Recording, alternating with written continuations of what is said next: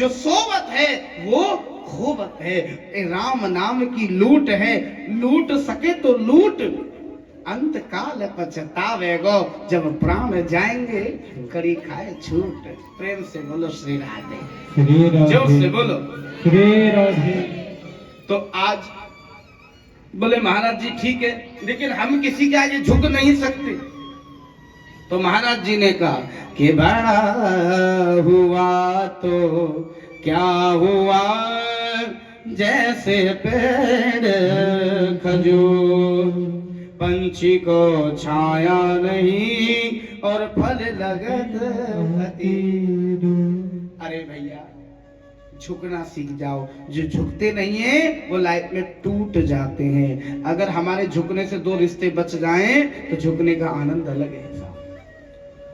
अकड़ता तो वो है जिससे किसके पास कुछ नहीं होता, जैसे मुर्दा ज्यादा टाइम रख लो तो अकड़ जाता है, जबकि कुछ नहीं होता उसके पास।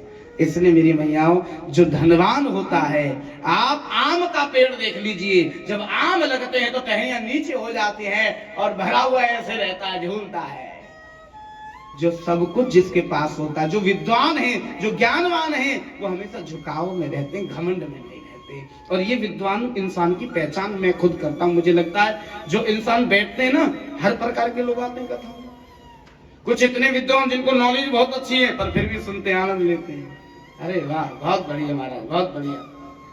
और कुछ ऐसे जिनको कुछ नहीं आता, वो बीच बीच में ऐसा तो नहीं था महाराज जी जैसा आप बता रहे हैं, हमने भी सुनी थी कथा। तो चलता वही है जहां भजन कम होता है, भजन ज्यादा हो तो दब के चलता है। प्रेम से बोलो श्री राधे, जोर से बोलो। तो आज कह लगे जाओ घर घर नोता दो, और साथ घर घर नोता दिया सभी भक्तजन ने। उस कथा में 88,000 भक्तजन आए। कितने? 88,000। संत समागम हरि कृपा, तुलसी दुर्लभ दोय, सुत तारा और लक्ष्मी। तो पापी के घर में भी हो।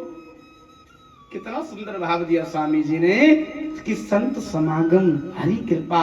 अरे कोई साधु संत तुम्हारे घर आए तो समझना तुम भक्त हो, तभी तो कोई आ रहा है। तुम राक्षस होते तो कोई जाएगा? बोलो है? राक्षस की बात छोड़ो, रिश्तेदार भी नहीं जाता कोई घमंडी हो तो। बोले भैया रईसों को अपने घर को हम ना जा रहे, जहाँ इज्जत ना हो। लेकिन जहाँ इज्जत हो, बच्चे भी मौसी के चले, बुआ के चले, वहां चलेंगे, चलो है? इज्जत जहां मिले वहां तुरंत। तो बड़ा सुंदर भाव। 88,000 संत मुनि आए और कथा प्रारंभ होती है यहाँ से कि इसी नदी के किनारे 200 वर्ष पहले एक ब्राह्मण रहते थे जिनका नाम था आत्मदेव। सब कुछ है आत्मदेव पर क्या नहीं है? संतान का सुख नहीं है। भक्तजनों, भगवान ने सबको सब कुछ दिया है, लेकिन एक दुख जरूर दिया है तमाम सुख के साथ। मैं गारंटी दे सकता हूं, तुम जितने बैठे हो तुम पे बहुत कुछ होगा, पर एक दुख जरूर होगा तुम्हारी जिंदगी में, कोई ना कोई। बस फील करने की बात है, समझोगे तो कोई ना कुछ याद आ ही जाएगा। कि कोई धन दुखी, कोई मन दुखी, कोई रहता है धन बिन उदास, थोड़े थोड़े सब दुखी, सुखी केवल राम जी को दास। कोई तन दुखी है, तन मतलब शरीर से। पंडित जी ज्यादा दिन नीचे नहीं बैठ सकती, नीचे बैठ जाऊं तो फिर खड़ो ना है बजावे, खड़ी है जाऊं तो फिर बैठो ना जाऊं। तन दुखी, तन दुखी है माता जी, ये मैं बता रहा हूं। दुख स्वामी जी ने बता दिए, बुरा मत मानना। कि कोई तन दुखी है, मीठा नहीं खा सकते, टाइम रसगुल्ले रखे पर देख सकते हो, हाँ नहीं खा सकते पर। तन दुखी, घुटनों में दर्द रहना, हड्डी में सर में दर्द रहना, ये रहना वो रहना। परमात्मा ने तमाम दुख। कोई तन दुखी, कोई मन दुखी, कोई मन से दुखी है। यहां से कैसे होगा, क्या होगा, आगे क्या करना है, कैसे होगा, सिस्टम कैसे बनेगा, अरे इतना आएगा तो वहां देना, ये करना वो करना। यानी कोई मन से दुखी है। यहाँ से बहुत कुछ है, लेकिन कई बार फिर भी क्या लगता है, यार पता नहीं क्यों ऐसा लगता है कि कुछ नहीं है यार जिंदगी में। बहुत कुछ होते, बहुत लोगों के पास बहुत पैसा है, मर्सिडीज गाड़ी भी है, ऑडी है, रेंज रोवर है, सब कुछ है, लेकिन वो यहाँ से परेशान है वो दिमाग से। कई बार घर में 5 हुए हैं, सब कुछ है, बहुत अच्छी इनकम है, लेकिन माता जी दिमाग से परेशान है। भी करें तो करें क्या, समझ में नहीं आ रहा। घर में शांति नहीं है, मन में शांति नहीं है। तो ये चीज होती है, ये तन दुखी, मन दुखी, कोई इससे दुखी है कि उसकी भावना बहुत अच्छी है, पढ़ा लिखा है, समझदार है, लेकिन उसको जो वो चाह रहा है वो मिल नहीं पा रहा उसको, यहां से दुखी है वो। खर्चे तमाम है घर के, कमाने वाला एक, लेकिन खर्चे तमाम, वो यहां से दुखी रहता है। तो कोई तन दुखी, कोई मन दुखी, कोई रहता है धन में उदास, थोड़े थोड़े सब दुखी। सुखी राम जी को उदास। राम जी को उदास सुखी क्यों? क्योंकि उसको ये पता, भैया हर कथा में एक ही बात बताते हैं पंडित जी, कुछ भी अपना नहीं है, कुछ भी अपना नहीं है, कुछ भी अपना नहीं है। जिस दिन यहाँ बैठा लोगे ना, कुछ भी अपना नहीं है, वहां सुखी रहने लग जाओगे थोड़े थोड़े, धीरे धीरे। इसलिए कहते हैं भक्ति सुख का सागर है। अगर आप भक्ति में घुसोगे तो धीरे धीरे धीरे धीरे, और जितना आप संसार में घुसोगे उतना दुखी रहने लग जाओगे। जितने बिजनेस उतनी चिंता।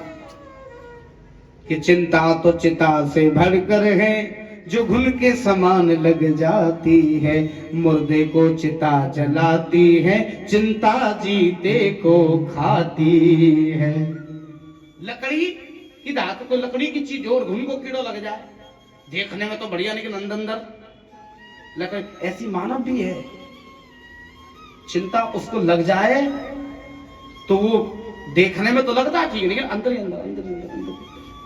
छोटी सी भी कोई बात आ जाए तो हाथ पका है गया, क्योंकि अंदर से खोखला है वो। ऊपर से दिख रहा है लेकिन अंदर से तो चिंता लगी रहती है। प्रेम से बोलो श्री राधे। तो आज मेरी मैया आत्मदेव के पास सब कुछ, संतान का सुख नहीं। आत्मदेव की धर्मपत्नी का नाम है धुंधली।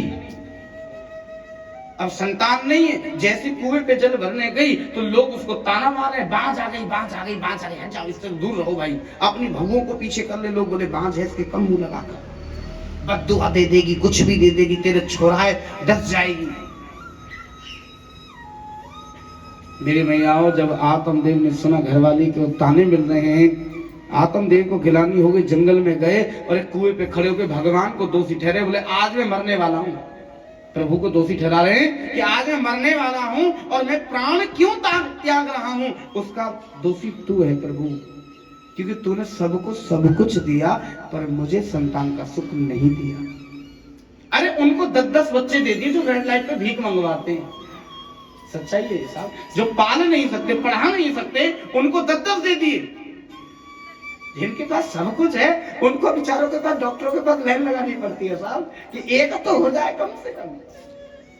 साधुओं पे जाना पड़ता, महाराज जी गोद भर जाए, ऐसा हो जाए, वैसा हो जाए। कि प्रभु की लीला कितनी न्यारी है, किसी को बिन मांगे इतना दे रहा है और किसी को मांगने पे एक भी नहीं।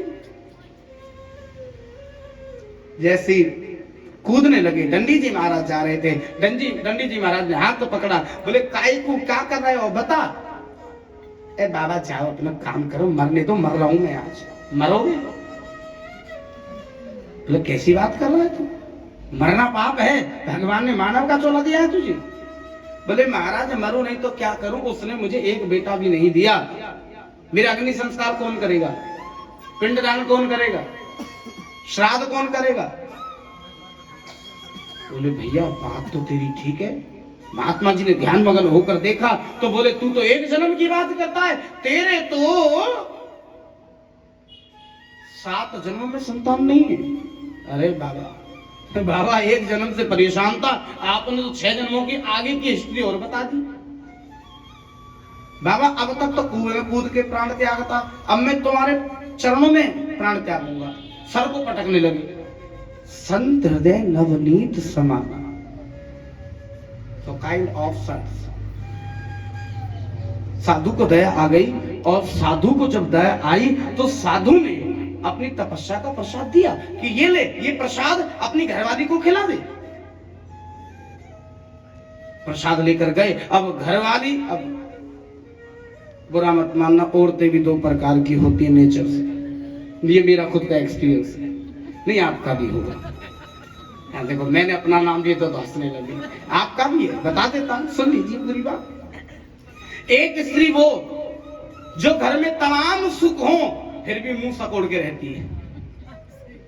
कभी नोट करना, कुछ लोग कुछ देवियां ऐसी होती हैं जिनके उनका पति कुछ भी कर दे या उनके परिवार वाले कुछ भी कर दे उसका काम है मुंह सकोड़ के रहना। जी जी राम राम राम दे रही है साहब, इसमें भी मुंह सकोड़ने वाली बात क्या है? राम राम करे, राम राम तो खुश होके ले ले। यानी वो अपने दुख से दुखी नहीं है, वो दूसरों के, कुछ ऐसे भी दुनिया में लोग होते हैं जो अपने दुख से नहीं है, वो दूसरों के रस्ते रहते हैं सुख से। तो एक ये और दूसरी ऐसी भी है जो घर में कितना भी दुख हो साहब वो हमेशा चेहरे पे मुस्कुराहट रखती है। ऐसे इंसान भी देखे मैंने, बहुत आदमी ऐसे कभी भी मिल लो वो हमेशा आपको उनके चेहरे पे स्माइल मिलेगी। और भाई साहब बस भाई साहब बढ़िया, नौकरी तो यार 2 साल हो गए छूटे हुए फिर भी इतने खुश, बोले कोई नहीं लग जाएगी ना, रोने से नौकरी तो ना लगनी है। बात तो सच्चाई है कि तुम्हारे दुखी होने से वो काम नहीं होना। तो इनकी धर्म पत्नी अपने दुख से दुखी नहीं, दूसरों के। आत्मदेव सीधे घरवाली तेज, आवाज लगाई धुंधली, अरे भाग्यवान ये लो ये प्रसाद है, कछु ग्रहण कर लियो। कहां ते लायो? बोले महात्मा जी ने दियो, कहो संतान है जाएगी। महाराज देखो मैं इन महात्माओं पर विश्वास नहीं करती, साधुओं पर मैं नहीं खाऊंगी इस प्रसाद को। ए देवी ग्रहण कर लो, क्या पता किसकी दुआ कब लग जाए ये कोई भी नहीं जानता साहब। कई बार MBBS की दवाई नहीं लगती पर झोला छाप की लग जाती है। प्रेम से बोलो श्री राधे, जोर से बोलो। देखो किसका हाथ और किसकी दुआ कब लग जाए ये कोई नहीं जानता। तो कहा देवी प्रसाद ग्रहण कर लो, बोले रख दो मंदिर में, समय होगा खा लूंगा। अब आत्मदेव सीधे बेचारे चले गए चुपचाप प्रसाद रखकर। अब धुंधली की बहन सुंदरी आई और दोनों बहनें घुट घुट की बातें कर रही हैं। ए जीजी, बोले हाँ। ए तेरे जीजा पागल है गए। क्यों? बोले यूं कि जो जैसे बहका दे वैसे बहक जाए।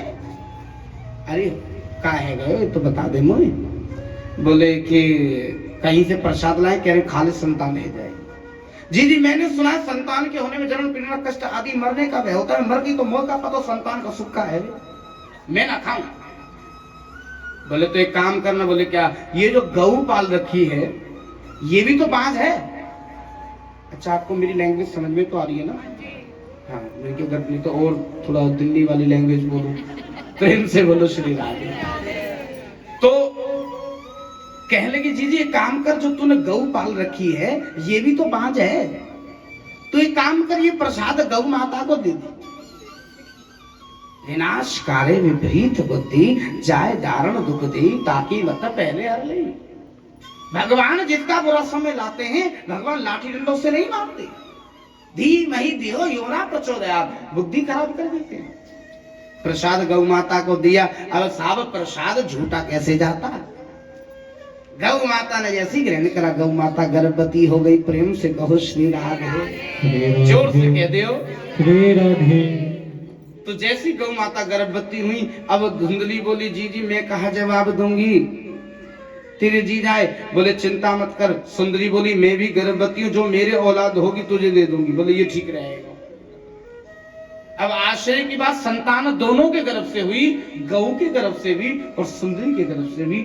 सुंदरी ने वादे के अनुसार होने वाला बेटा धुंधली को दे दिया। लेकिन आश्चर्य की बात क्या है पूरी कथा में मेरी मैया?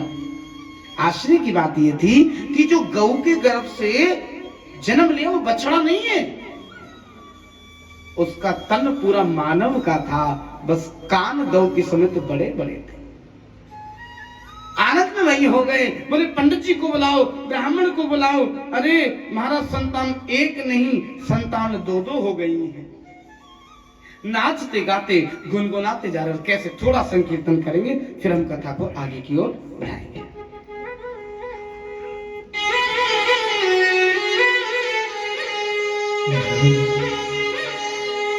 हो जब जब मेरे ऊपर, हो जब जब मेरे ऊपर संकट गहरा होता है, हो मेरे दरवाजे पे हनुमान का। कैसे आता है? बड़े परफेक्ट है तुम सबके। हो मेरे दरवाजे पे हनुमान का पहरा होता है, मेरे दरवाजे पे हनुमान का पहरा होता श्री राम जय जय राम श्री राम जय जय राम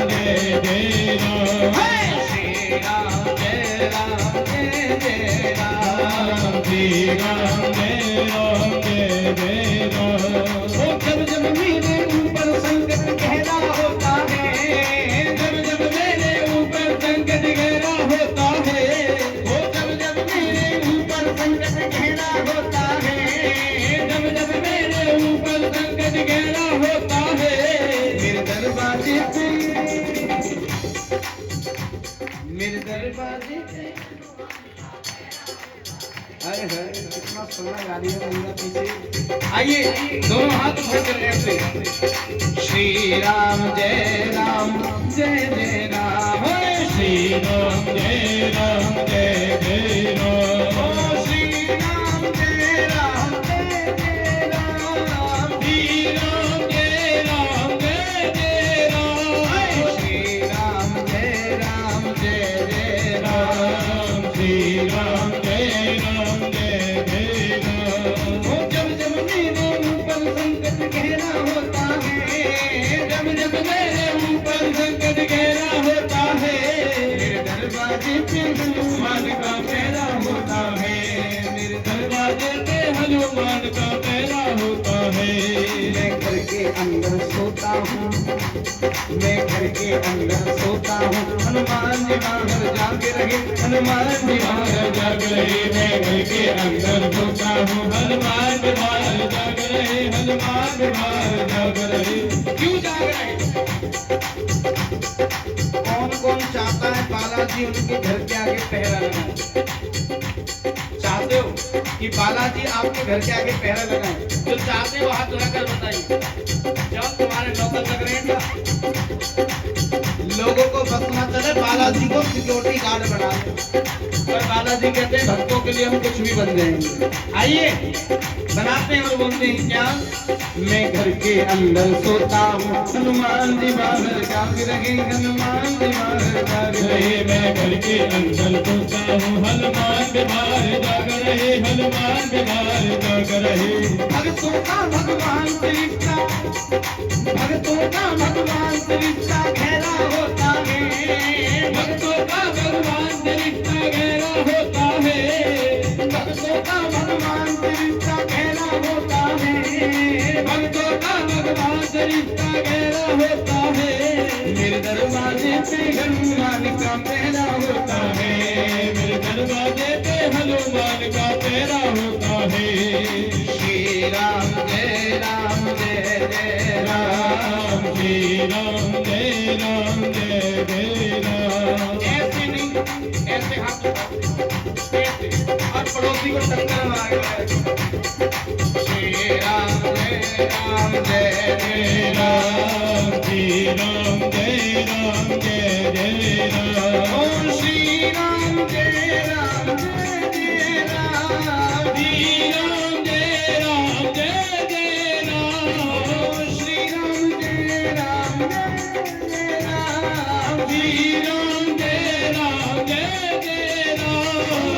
श्री राम जय राम जय राम श्री राम जय राम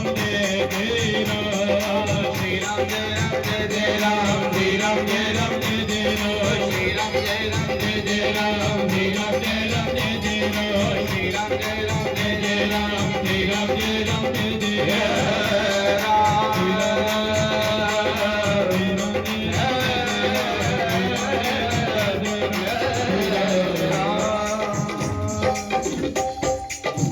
बोलिए हनुमान जी महाराज की जय हो। और भैया समय का क्या कहना मेरी मैया, संतान एक नहीं दो दो हो गई। आचार्य जी आए और कहने लगे धन्य है प्रभु की लीला, कहा तो एक भी औलाद नहीं थी, आज आंगन में दो दो औलाद। प्रथम बच्चे का नामकरण करा तो पहले बच्चे का नाम धुंधकारी रख दिया, धुंधकारी नाम था। महाराज एक बात बताओ, बोले कहा, बोले महाराज ये छोरा नाम चलावेगो या डबोवेगो? बोले भैया नाम से अंदाजा लगा लियो धुंधकारी। हमारे ब्रज में धुंधकारी उद्यमी बालक को कहवे धुंधकारी। बोले महाराज नाम चला वेगो नहीं डबो वेगो। बोले महाराज द्वितीय बालक को नाम बताइए। बोले गौ करण नाम थे। बोले इसका नाम, बोले गौ करण। ये चलावेगो डबोवेगो। बोले अंदाजा लगा लियो गऊ जिसके आगे लग गए वो कैसो होगो। अब तुम्हारे पति के आगे कोई कहते गऊ जैसो या को आदमी तो कैसो है तुम बता दो फिर। गऊ जैसो मतलब सीधो आदमी है, जो सीधो हुआ के आगे, तो इनका नाम ही गऊ करण है। गऊ के गर्भ से जन्म लिया और कर्ण मतलब गांव की गाय गऊ माता की तरह कान जो है वो बड़े बड़े, तो इसलिए गऊ कर्ण। बोले ये नाम चला देगा। बोले ठीक है नाम। समय व्यतीत हुआ, दिन पे दिन बच्चे बड़े हुए, विद्यालय जाने लगे, लेकिन धुंधकारी तो धुंधकारी है। पूत के पैर पूत कपूत क्यों धन सींचे और पूत कपूत तो क्यों धन सींचे। अरे महाराज विद्यालय में जाने लगा, लेकिन धुंधकारी उद्यमी है, बच्चों को दुखी करे। मास्टर जी ने विद्यालय से नाम काट दिया और खाली बैठे इंसान का दिमाग होता है किसकी तरह, शैतान की तरह। यारी दोस्ती बढ़ गई, यानी घर में खाली रहते थे, पढ़ाई छोड़ दी, यारी दोस्ती बढ़ाने लगे। यारी दोस्ती बढ़ी, धीरे धीरे संगत ऐसी होगी, ताश पत्ते खेलने लगी, जुआ खेलने लगी, धीरे धीरे मदरा का शौक लग गया। एक दिन बोले यार कुछ बड़ा वाला हाथ मारते हैं कहीं चोरी में। तो चोरी करने कहां पहुंच गए, राजा के महल। सिपाहियों ने पकड़ा, मारा पीटा, बता तेरे माँ बाप कौन है। बोले भैया मेरे पिताजी आत्मदेव। अरे तू मंदिर वाले पंडित जी को छोड़ा है। बोले हाँ महाराज। तेरा बाप तो इतना सीधो चोरे, तू निकम्मो कहां से पैदा है गए। चल तेरे पिताजी के पास चलते हैं। आत्मदेव को बहुत उल्टा सीधा कहा। इज्जत बनाने में बड़ा समय लगता है मेरे भैयाओं, पर बिगाड़ने में एक पल एक क्षण नहीं लगता। आत्मदेव की इज्जत नहीं रही, लोग इस नाम से पुकारने लगे, चोर का बाप, चोर का बाप। पूरी रात दिमाग में बात गूंजी और भैया सुबह 4 बजे ब्रह्म मुहूर्त में मंदिर के सामने कुआ का छलांग मारकर जीवन लीला समाप्त कर दी। अब बची इनकी माँ, अब माँ को दुखी करे। अब आमदनी, अठन्नी और खर्चा, घर कब तक चलेगा मेरे भैया। क्यों? तो आज माँ से पैसे मांगने लगे, माँ पैसे दे, माँ पैसे दे। माँ पे जब तक थे दिए, लेकिन उसके बाद माँ को गाली गलौज देने लगा। माँ की कदर खत्म हो गई, माँ पर हाथ उठा दिया। माँ बोली जिसे खिलाया पिलाया, जिसको उंगली पकड़ कर चलना सिखाया, उसी ने मुझ पर हाथ उठाया। माँ बोली मर जाऊंगी मैं। अरे मर जा, वैसे भी तूने मेरे लिए क्या ही क्या है। ये कुछ लोगों की, कुछ आजकल के बच्चों की भावना ऐसी बन गई है कि माँ बाप ने हमारे लिए किया क्या है? पढ़ा दिया, सबके माँ बाप पढ़ाते हैं, जन्म दे दिया, सबके माँ बाप देते हैं। लेकिन एक बात ध्यान देना, माँ बाप का कर्जा तुम कभी नहीं चुका सकते, ये सच्चाई है। एक माँ थी, मुझे प्रसंग याद आ गया, 2 मिनट का, बड़ा सुंदर लगता है, इसलिए मैं कथा में सुनाता हूँ इसको। एक माँ थी, उसका एक छोरा था, उसने सोचा छोरा की शादी कर दे, बहू आ जाएगी, सेवा करेगी। शादी कर दी, बहू आ गई। अब बहू आ गई, बहू सेवा करे, लेकिन साहब दोनों में धीरे धीरे सास बहू में क्या होने लगा, लड़ाई झगड़ा होने लगा। एक दिन बेटे ने सुना, बेटे ने कहा कोई बात नहीं, चुप हो जाकर, तू ही चुप हो जाकर, माँ है मेरी, चुप हो जाकर, माँ है मेरी। लेकिन ऐसे धीरे धीरे धीरे बेटा सुनता रहा, और माँ हर लड़ाई में बड़ा उल्टा सीधा बोले। एक दिन बेटे ने कहा माँ चुप हो जाकर, माँ चुप हो जाकर। बेटे ने भी समझाया, तो बेटे को क्या बोली, तू चुप हो जा, तू मेरा कर्जा कभी नहीं उतार सकता। अब 1 बार सुनी, 2 बार सुनी, 3 बार सुनी। एक दिन बेटे को क्रोध आ गया। बेटे ने कहा माँ जब देखो तू एक ही ताना मारती है मुझे। क्या ताना मारती है? मेरा कर्जा कभी नहीं चुका सकता। एक काम कर, तेरा जितना भी जो कर्जा है ना, तो एक डायरी में नोट कर ले, लिख ले, अब तक तूने मुझ पे कितना खर्चा किया है, और ऊपर से 2% की ब्याज भी लगा ले। मैं तेरा सारा कर्जा उतारूंगा आज। माँ ने कहा तू मेरा कर्जा उतार देगा? बोले उतार दूंगा। तो ठीक है, मुझे पैसे नहीं चाहिए। तो बोले बस एक रात मेरे साथ सो जा। देखिए बड़ा सुंदर भाव है, ये माँ का भाव है, इसलिए मैं जरूर बोलता हूँ, मुझे बड़ा अच्छा लगता है कि मेरे साथ एक रात सो जा। बेटा बोला माँ एक रात सोने से कर्जा उतर जाएगा? बोले हाँ ठीक है। बेटे ने चारपाई डाल ली माँ की गल्ला। प्रेम से बोलो श्री राधे। थोड़ी हरियाणवी आ गई, वो इसलिए आ गई क्योंकि कथा ज्यादा हरियाणा साइड में हो रही है ना, तो वो कहीं ना कहीं। हाँ प्रेम से बोलो श्री राधे, जोर से बोलो। तो मेरी मैया चारपाई डाल रही और आज माँ बेटे लेटे हुए बैठे हुए बातें कर रहे हैं आपस में। बात करते करते बज गए 12। बेटा बोला माँ सुबह ड्यूटी जाऊंगा, सो जा। सो गए। 1:30 बजा, रात का 1:30 बजा। और जब 1:30 बजा मेरी मैया तो माँ खड़ी हुई और माँ ने बेटे को झंझोरा, बेटा बेटा। बोले हाँ माँ। पानी। सुना होगा, बड़ा अच्छा प्रसंग है ये, मुझे बड़ा अच्छा लगता है। बेटा खड़ा हुआ, माँ ठंडा लाऊं या गर्म लाऊं? बेटे को लगा एक रात की बात है, पूछ लूं, थोड़ी खातिरदारी करना। माँ ठंडा या गर्म? बोले बेटा नॉर्मल लिया। जल्ला कर दिया। माँ ने पिया आधा और आधा बिस्तर पे डाल दिया। प्रेम से क्या दूसरी राधे। बेटा बोला माँ तू सतिया गई है, मेरी घरवाली बिल्कुल सही कहती थी। हाँ सतिया गई हूं।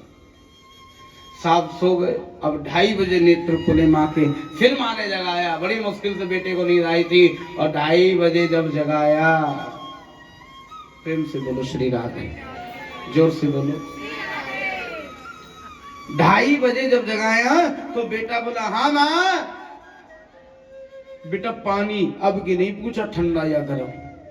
भागा भागा गया, लोटा में लेकर आया। बोले ले माँ ठूस लेने। माँ ने आधा पिया, आधा फिर जो बिस्तर सूखा था वहां पर डाल दिया।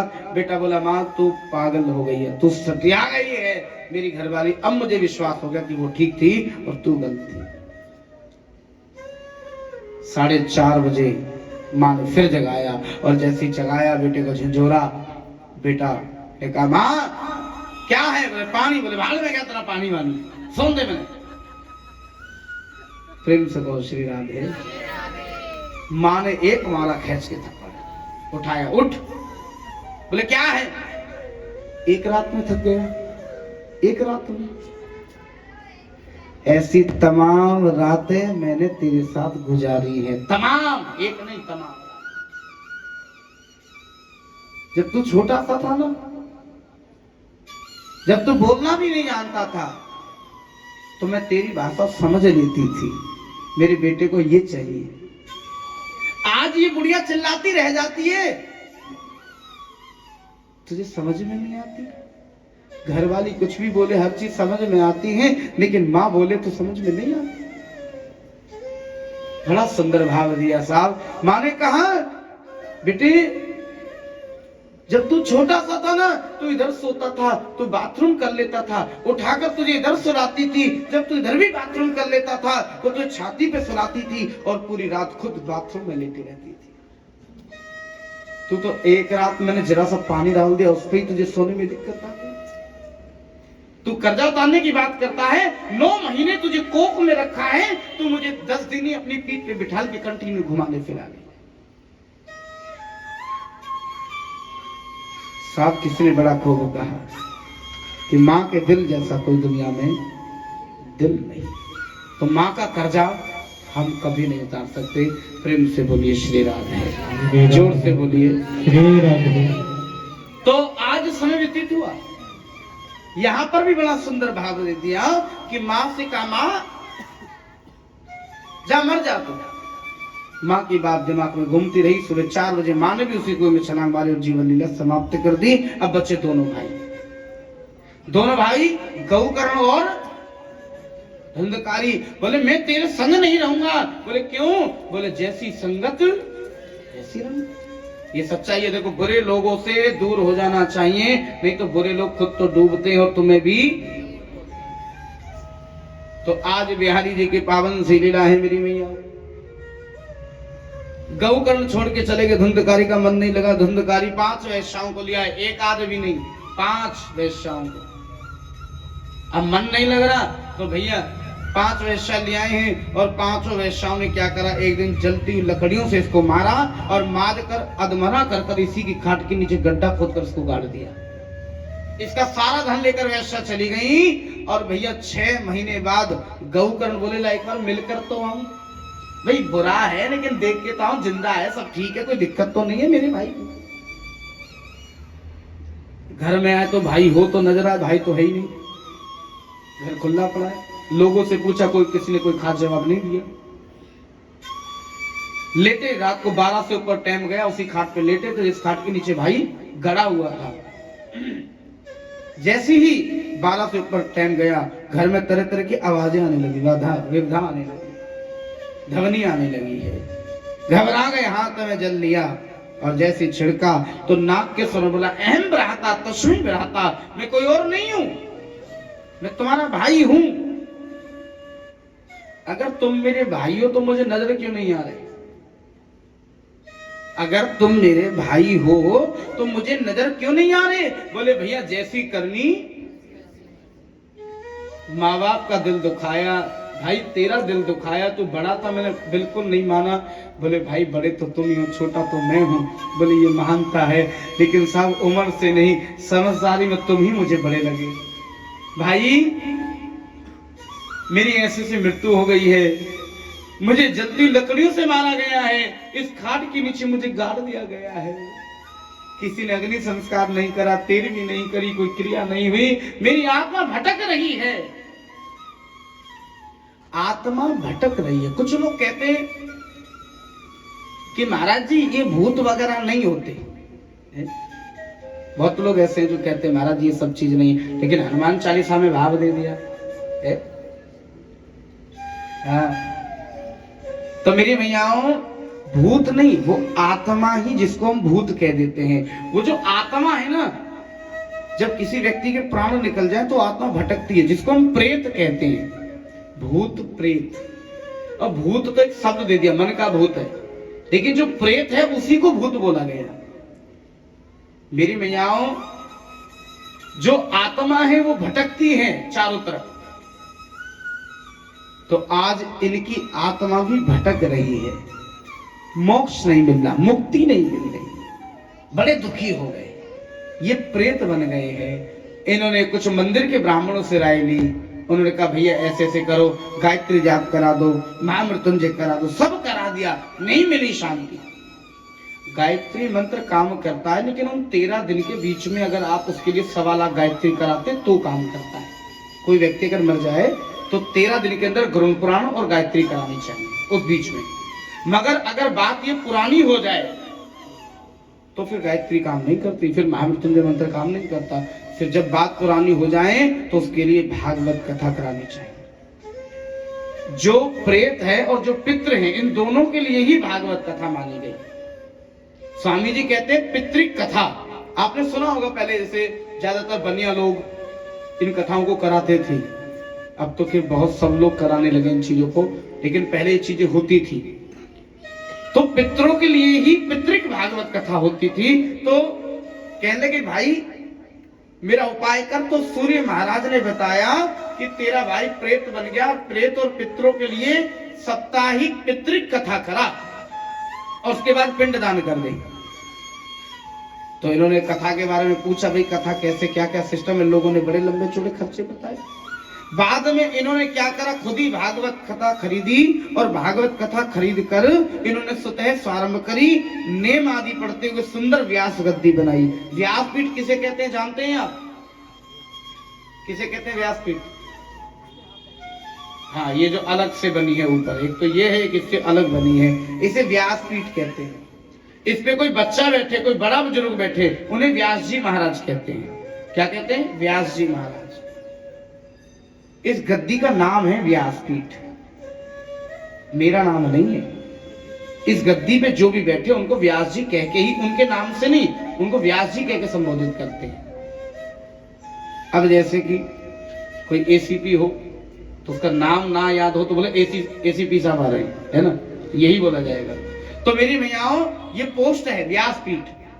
सुंदर व्यास गद्दी बनाई, 7 गांठ का हरा बांस, हरियन तोता, स्वस्ति वाचन संकल्प हुआ। धुंधकारी के नाम का वेदी बनाई गई।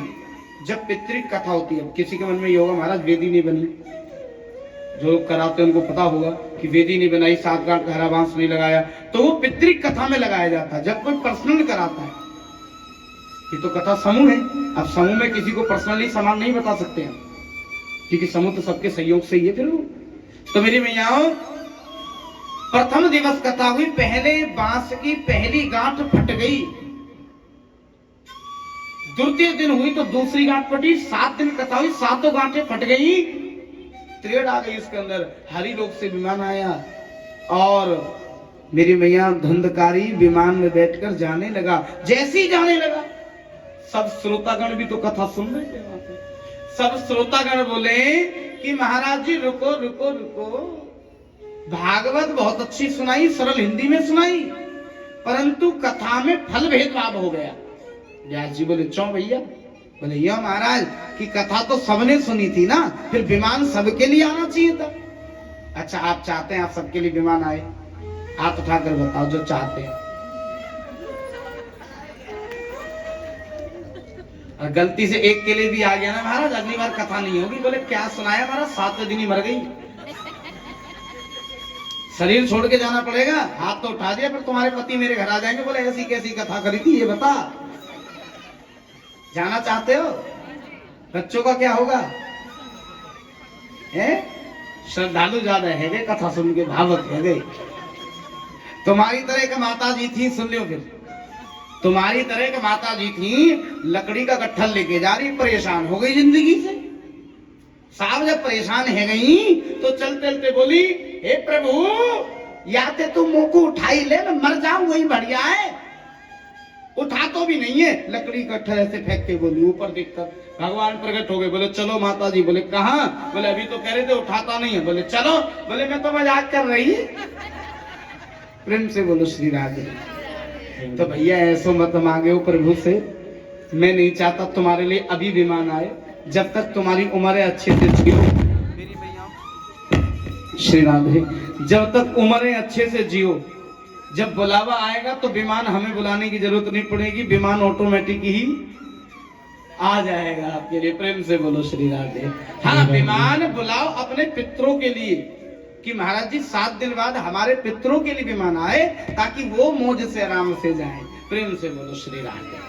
लेकिन अपने लिए नहीं मांगना, अपने लिए तो ऐसा मांगो घर में शांति रहे, है सब अच्छा रहे, प्रभु इतना दे कि हम तुम्हारी सेवा करते रहें, ये चीज मांगनी चाहिए।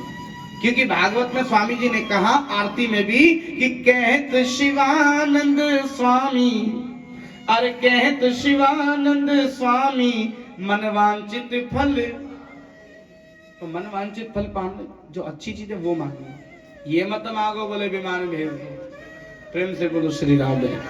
ये तो ऐसे में जहां जहां कथा करूंगा सब जाते रहे तो गड़बड़ हो जाएगी, फिर कथा कौन कराएगा? तो सुनिए आगे कथा। सब श्रोताओं ने कहा महाराज जी फल भेदभाव हुआ है। व्यास जी ने कहा सुनो मेरी बात, 2 प्रकार की भागवत होती है, एक पितृक एक समूह। समूह हम जैसे वक्ताओं ने बना दी, लेकिन पितृक कथा विधाता नहीं लिखी। समूह कथा का अर्थ सबके साथ मिलकर, लेकिन पितृक कथा पर्सनल एक व्यक्ति के लिए। तो मैंने ये पितृक कथा करी थी अपने भाई के लिए, उन महाराज जी ने कहा। तो मेरे भाई के लिए विमान आ गया। बोले महाराज इसके लिए विमान? बोले 7 दिन तक इसने एक ही बात मांगी कि मुझे मुक्ति मिल जाए। इसके पास शरीर नहीं था बेचारे के पास, उसकी आत्मा भटक रही थी, तो ये क्या मांगता? ये कोठी मांगता, कोई फायदा नहीं था, बेटा मांगता, कोई फायदा नहीं, क्योंकि इसका तो जीवन खत्म हो चुका है, आत्मा भटक रही है। तो इसने मुक्ति मांगी, इसको मुक्ति मिली। तो महाराज जी फिर हमें बोले तुम मांगो जो अच्छी चीज है वो मांगो भगवान से। बोले महाराज जी हमें पता नहीं था ये पितृक कथा है, अब आप बताइए हम सबको उसका पुण्य कैसे मिले? बोले पितृक कथा की जगह समूह कथा करा लो, सब मिलजुल के करा लो, ताकि थोड़ा थोड़ा पुण्य सब में बट जाए। बोले ये ठीक रहेगा। द्वारे से भागवत हुई, 7 गांठ का हरा बांस, हरियल तोता, सुंदर व्यासपीठ, सब भक्तों ने सजाई। महाराज जी ने आके नहीं सजाई गद्दी, वहां के भक्तों ने उस गद्दी को सजाया। ये भाव आपका होना चाहिए। गद्दी पे साफ सफाई वगैरह, जिस दिन जिसकी सेवा, दरबार की साफ सफाई, बर्तन इत्यादि, गद्दी आदि साफ सफाई करके बैठना चाहिए। प्रेम से बोलो श्री राम। तो आज सब श्रोता ने मिलकर कथा कराई, लेकिन यहाँ पर पूछा महाराज जी कथा में ज्यादा से ज्यादा पुण्य कैसे कमा सकते हैं, ये और बता दीजिए। कथा तो हर जगह सुनते ही हैं, पर इस कथा का ज्यादा पुण्य कैसे बटोलें? तो बोले 3 प्रकार के श्रोता होते हैं। श्रोता किसे कहते हैं जानते हो? सुनने वाले को। अरे वाह, बड़ी नॉलेज है आपको। तो 3 प्रकार के श्रोता। पहले श्रोता, जी कलश रखेगी, ना ना ना ना सेवा कर दूंगी जो बन जाएगी, कलश नहीं रखूंगी, कथा में भी नहीं आएगी। किसी ने कहा जी एक दिन तो अब आ भी गई तो मैंने बहुत कथा कराई, मैं सुनूंगी, कैसी कथा करेंगे महाराज जी, मैं सुनूंगी। वो कथा भाव से सुनने नहीं आई, वो तो तुलना करने आई है कि वो अच्छी कर रही है, अच्छी कर रही है, वो अच्छी कर रही है। ये भाव नहीं होना चाहिए। अरे राम भगवान का नाम है, कन्हैया जी का नाम है, नाम तो भगवान का अच्छा ही होता, बुरा कैसे हो सकता है? एक क्लास में 20 विद्यार्थी हैं, राइटिंग अलग हो सकती है, पर लिख तो वही रहे जो मास्टर जी ने बोर्ड पे लिखा है। प्रेम से बोलो श्री राम। तो पहले श्रोता जो कथा में कमी ढूंढने आते हैं, बोले दरबार ठीक नहीं लगा, ये नहीं हो रहा, वो ठीक नहीं है, वैसा ठीक नहीं है, टेंट ठीक नहीं लग रहा, वैसा ठीक नहीं लग रहा। तो पहले क्रोता, श्रोता नहीं है, पहले क्रोता कि बुरा जो देखन में चला, बुरा न मिलिए को, अंतरपट झाका तो खुद से बुरा। अच्छा तुम कहते हो तू बुरा, कहते हो ना, ऐसे ऐसे करते हो। एक उसकी तरफ 3 कहां जा रही है बताइए? तो बुरा कौन है? तुम बुरे हो ना, मानते हो? ईमानदार हो। प्रेम से बोलो श्री राधे। तो पहले क्रोता दूसरे सोता, पहले क्रोता दूसरे सोता। जो जागत है वो पावत है, जो सोवत है वो खोवत है। जाग मुसाफिर अब भोर भई, अब भी नहीं जगेगा तो कब जगेगा। और तीसरे श्रोता, तीसरे कौन है? श्रोता। अच्छे श्रोता की पहचान मैं अभी बता देता हूं आपको। बताऊं? आज कितनी माता बहनें प्रसाद लेकर आई है, जरा हाथ उठाकर बताइए। जिनकी पूजा वो नहीं, तुम तो लाइए, हम लाइए मेरे लिए। हाँ जी, हाँ। अच्छा कितने लोग लेके जाएंगे प्रसाद? लेने को सारे, हमारा चिंता मत करो। तो देखो सुनो, मैं एक बात बता दूं, भगवान तुम्हारे प्रसाद का भूखा नहीं है। लेकिन सुदामा भी गरीब था, वो भी कुछ लेकर गया था। क्यों? भगवान भाव के भूखे हैं। भाव का भूखा हूं मैं, भाव ही तो सार है, भाव से जो मुझको भजता उसका बेड़ा पार है। जो तुम लाओगे ना, वो यहाँ भोग लगकर तुम लोगों में बंटना है। लेकिन वो देखते मेरा भक्त मेरे लिए क्या कर रहा है। हाँ, किसी की स्थिति खराब है, फूल तोड़ के ले आओ, एक फूल ही, पर दरबार में खाली नहीं आना चाहिए, कुछ ना कुछ लेकर आना चाहिए मेरे प्रभु के लिए। जैसे पिताजी जब ड्यूटी से आते हैं तो बच्चा देखता है, वो गज्जक लाएंगे, आज ये लाएंगे, तो लड्डू गोपाल भी तो देखते मेरी मैया आएगी, मेरी मैया क्या लाएंगी। प्रेम से बोलो श्री राम। तो मेरे मैया, तेरा तुझको अर्पण क्या लागे मेरा। जो भी आप लाओगे वो प्रसाद सब एक जगह मिल जाएगा। जो भी लाओगे क्या होगा, एक जगह मिलाकर फिर आप लोगों में ही। तेरा तुझको अर्पण प्रभु जी का, प्रभु जी को। गा ले, नहीं आता? क्या लागे हरि जी, क्या लागे, हाँ तेरा तुझको अर्पण क्या लागे।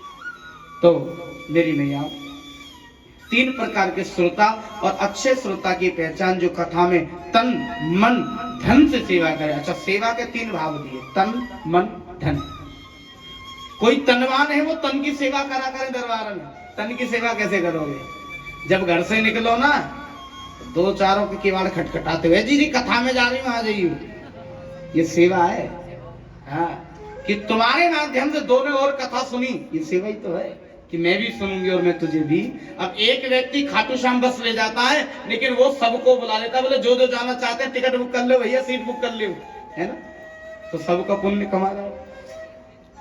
इसी प्रकार से घर से निकला करो, सबको नौता देकर आया करो, कथा में आकर बैठो तो भगवान का भजन करा करो, और भजन में कोई आनंद आए, कोई कथा अच्छी लग जाए तो महाराज जी को ताली से सम्मान दिया करो, ताकि पता चले कि भाई ये कथा अच्छी लगी इनको, अगली बार कल आए तो दूसरी और अच्छी कथा लेकर आए।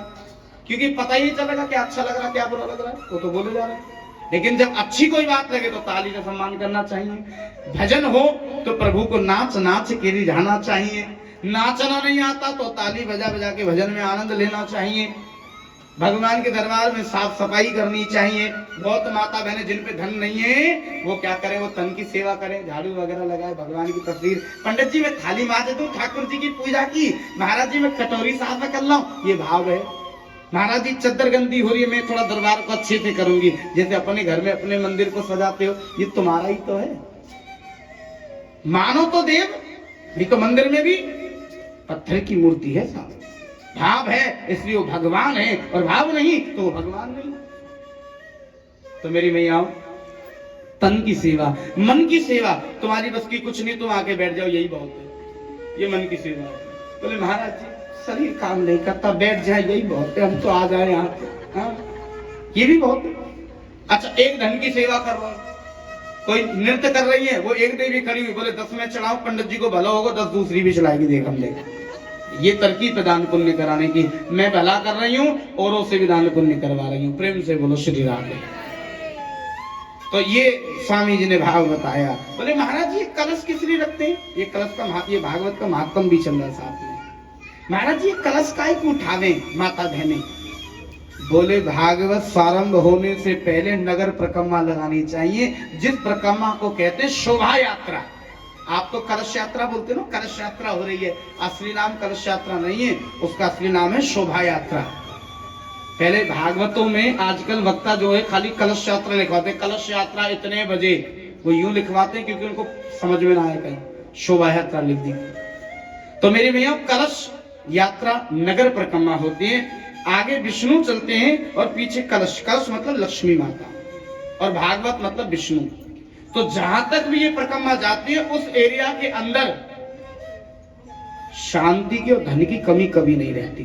पहले ये परिक्रमा गांव में फेरी में लगाई जाती थी, गांव की एक फेरी होती है, आपको पता हो बाहर बाहर अगर आप गांव में रहे हो तो लेकिन अब तो फेरी नजर ही नहीं आती। यहाँ फेरी का है, यहाँ तो अपने दिमाग से ही लगाना, बोले ऐसे सीधी परिक्रमा ले लियो महाराज, परिक्रमा पूरी। अच्छा कलश क्यों रखते हैं, क्यों उठाते हैं सर पे, ये भी सुनिए। कलश के अंदर हमने जल भरा, क्या भरा आपने, जल भरा। माता लक्ष्मी का जन्म कहां से हुआ है? हाँ समुद्र मतलब जल से। हमने कलश में जल भरवाया और जल के अंदर क्या डाला आपने, सिक्का डाला नहीं डाला, डाला है, सिक्का नहीं डाला है। कितने जनों ने नहीं डाला, हाथ उठाकर बताओ सिक्का। ठीक है, जब लास्ट में जाओ तो हम तो एक सिक्का ले जाना, ठीक है, जिन्होंने नहीं डाला है। वैसे डालते हैं लेकिन नहीं डाल पाए हम दे देंगे, कोई हाँ बाद में भी डाल सकते हो अपना। अरे आप तो फिर परफेक्ट हो गए ना कथा सुन सुन। प्रेम से बोलो श्री राधे। तो मेरी मैयाओं, बिहारी जी की पावन सी लीला है। जल भरते हैं, जल में सिक्का डाला जाता है, सुपारी भी डाली जाती है। अगर सुपारी भी नहीं डाली तो जरूर डाल लेना, ठीक है। अब नहीं डाली तो आप डाल लेना, क्योंकि आज पहला दिन ही है कथा का, कोई दिक्कत नहीं। ये ध्यान रखना, सुपारी समझते हो, नहीं पता, एक सुपारी और एक सिक्का डाला जाता है। तो मेरी मैयाओं, सुपारी गणेश जी माने जाते हैं और पूजा किसकी होती है गणेश जी के साथ, तो सिक्का क्या है, सीधा हिसाब है, तुम सब कछु पता हो फिर भी मोते पूछ रही हो। प्रेम से बोलो श्री राधे, जोड़ते बोलो। तो ये इसलिए डलवाया जाता है हमारे घर में धन दौलत और शांति की कमी ना रहे। उसके बाद मेरी मैयाओं, नारियल की भेंट चढ़ा दी गई। हमारे परिवार से कभी किसी की बलि मत लेना। स्वास्तिक चढ़ाया गया। स्वास्तिक का अर्थ होता है नया मकान बनाओ, नई गाड़ी लाओ, नई स्कूटी लाओ, तो पंडित जी सातिया बनाते हैं। सातिया करते सबसे पहले माइनस कि हमारे घर में रोग दोष जो भी लगे हुए हो उसको खत्म कर देना, और प्लस करते कि अपने साथ हमें जोड़ कर रखना, अपना हाथ हमारे सर पर बनाए रखना। प्रेम से बोलो श्री राधे। उसके बाद आप यात्रा में गए, आपको एक एक बात पता होनी चाहिए कि कलश क्यों उठाते हैं, हमने कलश को कहां पे रखा, सर पे क्यों रखते हैं, अच्छा बताओ क्यों रखते हैं। बहुत कलश यात्रा में गए होंगे ना। जब तुम किसी को प्यार ज्यादा करते हो, कुछ लोग कहते हैं सर पे चढ़ा लिया होता है, तो हम अपने प्रभु को बड़ा प्यार करते हैं, जिसको सम्मान दे उसको हम सर पर। इसका रीजन ये है, हम उनको सम्मान देते हैं, रिस्पेक्ट। तो सर पे कलश लेकर चलते हैं। और मेरी मैया संत मिलन को चालिए तज माया अभिमान। तज माया अभिमान, ध्यान दीजिए शब्दों पे। तज माया और अभिमान यानी कि धन दौलत संसार की माया को त्याग दिया हमने। 2 घंटे के लिए आप कथा में बैठे हो और कथा ही सुन रहे हो, घर की बातों को याद नहीं कर रहे। ये माया को त्यागना होता है। जब तुम यात्रा में जा रहे हो तो भी उन चीजों को छोड़ के आनंद ले रहे हो चीज का। तज माया अभिमान चप्पल उतार कर। कितने लोग चप्पल पहन के गए थे, हाथ उठाकर बताना। पहन के गए थे सबने पहन रखी? तो वीआईपी लोग हैं भाई, कैसी बात कर रहे हो, चप्पल उतारेंगे? अच्छा, कितने जनों ने उतार रखी थी, हाथ उठाकर बताओ, चप्पल जो नहीं पहन के गए। अच्छा, तुम हमारी तरह ही हो, मिडिल क्लास हैं। हाँ, कोई बात नहीं, प्रेम से बोलो श्री राधे। लेकिन आगे तक याद रखिए, कोई तीर्थ करिए, कुछ भी करिए, वहां पर चप्पल त्याग देनी चाहिए, नंगे पैर चलना चाहिए। तो मेरी भैया बड़ा सुंदर भाव। आप मंदिर भी, शिवरात्रि पर अगर मंदिर भी जाते हैं तो नंगे पैर जाना चाहिए, हमेशा याद। जाते हो या चप्पल पहनते हो? वहां पे भी पहन लेती हो तुम? बाल भी काट लेते हो? अच्छा, बाहर काट दें, दे रही नहीं पाटा के कह गई। प्रेम से बोलो श्री राधे। मंदिर में निकाल देते हो? अच्छा, मंदिर के बाहर नहीं नहीं नहीं, लेकिन आपको घर से ही चप्पल उतार के जाना चाहिए, ये आप हमेशा याद रखिए। देखिए, मेरा फर्ज बताने का है, आप माने ना माने वो तो आपकी अपनी मर्जी है, ऐसा। प्रेम से बोलो श्री राधे।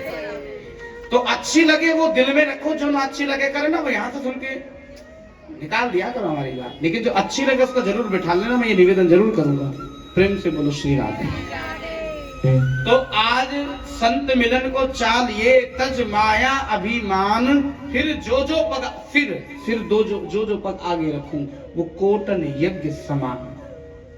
फिर आप उसके बाद जितने कदम बढ़ाओगे, मैं गारंटी देता हूं मेरे प्यारे, उतने यज्ञों का फल तुम्हें प्राप्त होगा, उतने यज्ञों का। मेरी मैयाओं, तुमने इतने पुण्य किए नहीं किए, लेकिन कलश यात्रा में जो पग रखते हो, ना जाने कितने आपको पुण्य मिल जाते हैं। प्रेम से बोलो श्री राधे। आपने एक बात नोट करी होगी, हम लोगों में नहीं, सरदारों में नोट करी होगी आपने, सिखों में। जब उनकी यात्रा निकलती है, कुछ लोग रास्ते में भंडारा लगाते हैं, कोई मीठा पानी लगाता है, कोई कुछ लगाता है। क्यों जानते हो? क्योंकि वो जो चल रहे होते हैं ना, वो बड़ा पुण्य कमा रहे होते हैं, और वो पुण्य छीनने का तरीका होता है कि इनको पानी पिलाओ, इनका पुण्य हमारे पास आ जाएगा, इनको भोजन कराओ, इनका पुण्य हमारे पास आ जाएगा। यही रीजन होता है। वो कुछ लोग कांवर, जब बाबा महादेव की कांवर के लिए लोग जाते हैं, बीच में क्यों पांव दबाते हैं, क्यों भोजन कराते हैं? बोलो, अगर मैं गलत हूं तो जवाब दे सकते हैं आप यहाँ पर। वो उनका पुण्य छीन लेते हैं, बोले ये वहां से मेहनत करके आ रहे हैं, हम इनके चरणों में कुछ लगा लगा कर, इनके चरण छू छू कर इनका पुण्य छीन ले। प्रेम से बोलो श्री राधे। जोर से बोलो, गुस्से में बोल दो श्री राधे। तो बिहारी जी की पावन सी लीला मेरी मैयाओं, आपने कलश यात्रा का महत्व सुना है। आइए मैं कथा को आगे की ओर बढ़ाता हूँ। आज सबने कथा भाव से सुनी, हरि लोग से विमान आए, सबके पितृ विमान में बैठे, सब वैकुंठ को प्राप्त हो गए। बोले भागवत महापुराण की। अब कथा को आगे की ओर बढ़ाते हैं। संत पाराशर जी, देखिए बड़ी पावन कथा आ गई अब आगे। संत पाराशर जी, पाराशर गोत्र भी होता है कुछ लोगों का, आपने सुना हो तो ये उन पाराशर वालों की कथा है भैया, जो है अगर कोई यहाँ पर। तो संत पाराशर जी वन से लौटकर आ रहे, अद्भुत रोमांचक घटना देखी कि सामने दास राज की बेटी, दसु राज की बेटी मछुआरा मत्स्यगंधा नदी में नाव चला रही। देवी का व्यापार है लोगों को इस पार से उस पार पहुंचाना, पर देवी थी बहुत सुंदर।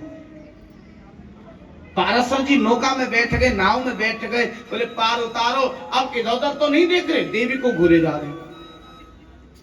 देवी थोड़ी मुंह फटती, लेकिन देवी ने कंट्रोल करा, बोले 2 मिनट की बात है, उतर जाएंगे चले जाएंगे। क्या बोलूं मैं, लेकिन जैसी पार उतारा कि महाराज उतरो, बोले देवी अब वापस ले चलो। बोले जब तुम्हें वापस ही जाना था तो आए काय को हुए। हाँ बड़ा एक्सपीरियंस है, करिए 4 हो गया। क्या बात है भैया, बड़ी एक्सपीरियंस होल्डर बोल रही है। प्रेम से बोलो श्री राम। हाँ वैसा ही मान लो, आपकी बात ठीक है, ऐसा भी हो सकता है, लेकिन कथा सुनिए। बलवंशी के भैया की, श्याम सुंदर भगवान की। हाँ सही बात है। तो मेरी मैयाओं कहने लगे देवी वापस ले चलो, तो देवी मुंह पटकी। देवी ने कहा महाराज मुझे आपकी नजर ठीक नहीं लग रही, आप महात्मा तो हैं पर आपकी नजर ठीक नहीं है। तो महात्मा जी भी मुंह फटते। महात्मा जी बोले देवी मैं घुमा फिरा कर बात ना करूं तो साफ साफ कह दूं, मेरे मन में समागम की इच्छा है। ये सुनते देवी साइलेंट हो गई। चौ देवी मेरी बात का कोई जवाब नहीं है। बोले है। पहली बात दिन का खुला वातावरण, खुला वातावरण। दूसरी बात तो कन्या कुंवारी हूँ, और तीसरी बात तो मछुआरे की बेटी हूँ। तुम ब्राह्मण हो और हम मछुआरन, तुम्हारा हमारा कोई मेल नहीं। संत पाराशर जी ने तीनों बातों का समाधान कर दिया। दिन में कोरहतन और जल में कायुक्तन। तीसरी बात गुप्त, ये मानो इन देवी के गर्भ से ही कृष्ण देव पायन वेद व्यास जी का जन्म हुआ। बोले वेद व्यास जी महाराज की जय। ये कथा एक चीज का ज्ञान देती है, सुन लीजिए, बुरा ना माने तो बोल दो कि नारी की कोई जाति नहीं मानी गई। जाटों में शादी हो जाए तो बोलो जाटनी, ठाकुरों में है जाए तो, और ब्राह्मणों में है जाए तो, जिस गोत्र में जाती है वो उसी गोत्र की और वही की मानी जाती है। प्रेम से बोलो श्री राधे, जोर से बोलो श्री राधे। तो यहाँ पर वेद व्यास जी का जन्म हो गया और देशों देश का भ्रमण कर रहे हैं कौन? नारद मुनि। और कैसे, आइए थोड़ा फिर संकीर्तन करेंगे, फिर कथा को आगे की ओर बढ़ाएंगे। थोड़ा सा आनंद लेंगे हम, थोड़ी बहुत देर और, उसके बाद जैसा भी ठाकुर को मंदिर हो।